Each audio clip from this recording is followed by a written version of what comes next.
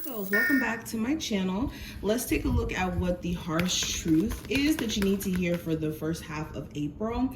Of course, take what applies, leave the rest. Any information you need to get a personal will be below. I will have my Instagram link below. Connect with me over there. Okay, I post really cool spiritual quotes and things that I'm just thinking at the moment. So follow me over there. Make sure you subscribe to my email list on my website as well so you can get notified when we have different sales. And I will be rolling out the horoscopes for April. So make sure you guys sign up so that you can get the horoscopes that I send out over there. And yeah, all the goodies will be below, and let's get into it. I felt like that intro was so long. So first card we have is adjacent possibilities here. So right off the bat, Virgos, this is you needing to consider your options and needing to not have this perspective in the month of April of being limited. I don't think that there's any limitation around you advancing career-wise, you having new love come into your life, you elevating in terms of your living situation, whatever this is that you're having to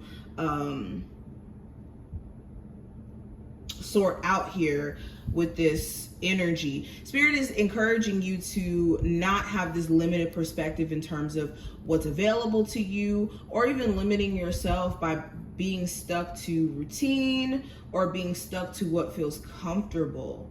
Because this could be, you know, you having so many possibilities around you, but maybe not even seeing how things could, you know, maybe shift for the better if you went in this direction, or if you did this just a little bit differently. So definitely being open to making adjustments, being open to doing things differently if it, you know, of course, leads you to your ultimate desire, goal, where you're trying to go. I also have the thinking woman. So during this time frame, overthinking is something you want to pay attention to. The second that you find yourself kind of drifting into this abyss of thinking about every worst case scenario and every worst outcome that could happen, find ways to bring the attention into the present moment and shift that focus from being so caught up in the past and what's going to happen in the future as well. Be present in this present moment if possible. We also have the man holding a coin, and we also have man holding a heart here. So yeah, what I'm also getting here, Virgos, is this energy of not only you guys needing to be grounded in your approach during this time frame, especially when it comes to handling finances, handling your day-to-day, but also taking in consideration of how you feel as well. There's a lot of emotional stuff that could be going on, or you could be feeling ways about certain things, and you're needing to take in consideration of how you feel and not sweep it under the rug, especially if that's what you've been doing.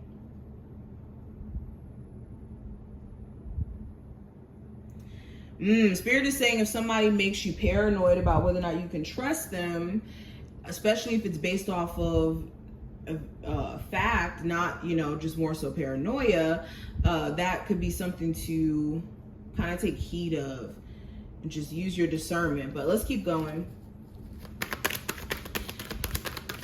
Virgo, sun, moon, rising, and Venus placements. So we have the Emperor and the Ten of Cups. So so this is focusing on what you can control and not so much on what you can't. I always say this, the only thing that you can control is your actions and your reaction to things that happen to you. So if you find yourself drifting into thinking about the inevitable, or drifting into spaces of thinking about things that you, again, can't control, this is finding ways to ground yourself during this time frame. There also may be a family situation here that needs more attention. Okay, you and the person you may have children with may really need to co-parent, because your child could be needing more support, or you could have a parent that needs some sort of support. For a lot of you too, mending a relationship with a father figure or with a parental could help you be even better in terms of your experience with being a parent and whatnot, and it can give you a lot of insight. This is also being in control of your happiness. Some of you could have been giving a lot of your credit, or let me not even say credit. You could have been giving a lot of attention to an outside thing, a person, a job, what have you, and letting that be the source of your happiness, when the true happiness is going to come from a personal, like you having I don't know how to put this into words, and I'm getting tongue-tied. But what I'm really trying to say here is, in order for you to truly be happy, it shouldn't come from an external source. It shouldn't come from a job. It shouldn't come from whether or not you're in a relationship with someone. It should add to your sense of happiness, but it shouldn't be the only source of happiness.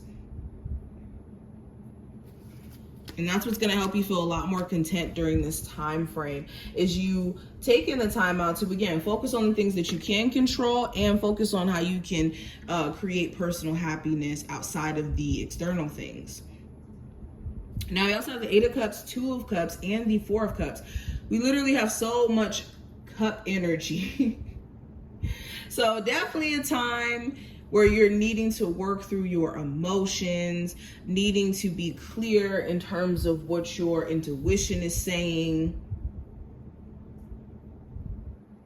Okay, especially with the 8 of Cups. If you feel compelled to walk away from anything because your soul is yearning for more and is yearning for true happiness, then so be it. Especially with the 9 of Cups being here, and then we go to the 8 of Cups.